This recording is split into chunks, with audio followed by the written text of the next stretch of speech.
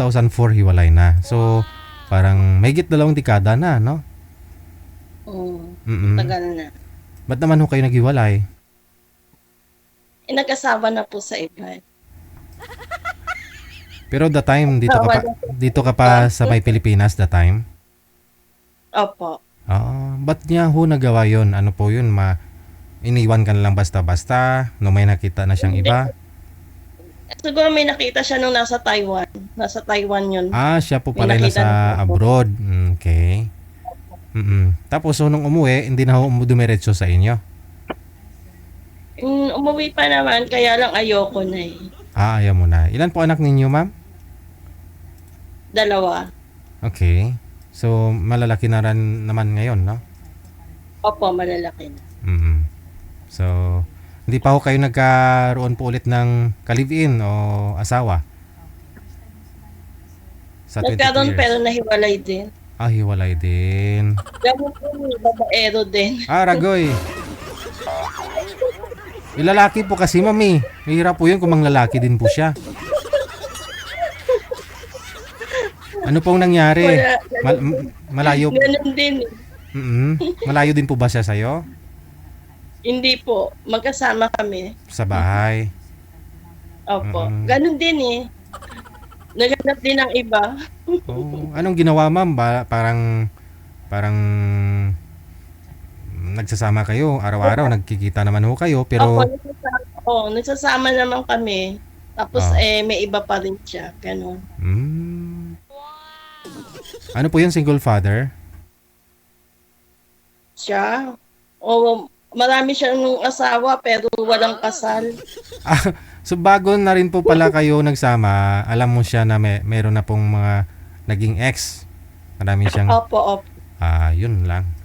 So nasaktan ka po ba nung nalaman mong pinagpalit ka na naman? Hindi na.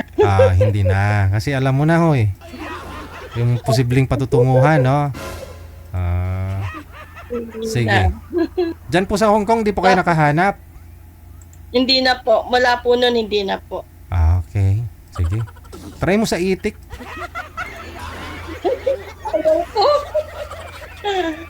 Ayaw ko. Bakit? Wala lang. Basta parang gusto ko Pinoy pa rin. Ayaw ko sa iba. Ayaw ko iba lang. Hindi mo pa nga na-try eh. Sabi nga daw nila, ano daw po ma'am eh. Yung itik daw ma'am eh. Yung hindi nagagawa daw ng Pinoy, nagagawa daw nila. O mga ano yan, ayaw ko kasi nung nasa Saudi ako, mga ano yan sila, yung walang respeto. Chat yan sila, makikipag-chat, tapos mawala naman respeto. Hindi siguro kasi kung sa chat, pero sa personal siguro, baka iba naman po yung trato sa'yo pag sa personal. Siyempre kilatisin mo na rin. Parang sa Pinoy pa rin ako. Parang gano'n. Iba pa rin talagang Pinoy, no? Opo. Ayaw ko sa ibang lahi. Sige. Sana po yung makakausap ni ma'am, manager. Hindi na nagre-reply. Yun lang, no? Hanggang kailan pa ho kayo dyan sa Hong Kong? Magbabakasyon po ako sa 26. Uwi ako ng Pinas hanggang April po. Okay.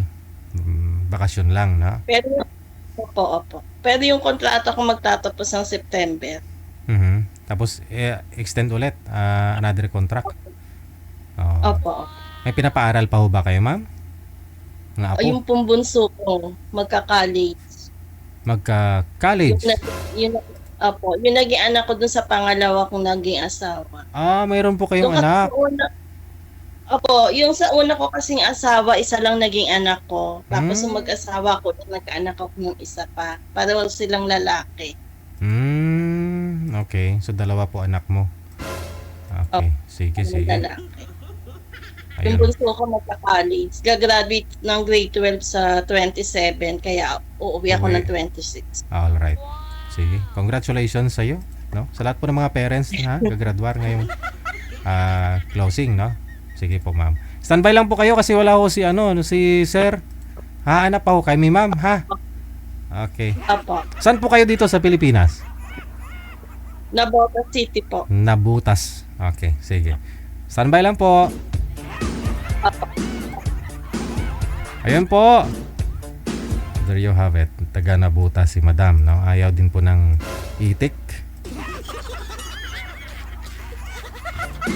PM po kayo, nasa ano po siya, line 1, no? Nasa line 1 po si Ma'am Wing. Edad 58. Tama po ba? 58 daw po sabi. Mabintang ngayon yung mga pa-senior na. Tsaka yung senior kanina, no? Si Ma'am Sonia. Okay, meron na pong makakausap si Ma'am Sonia.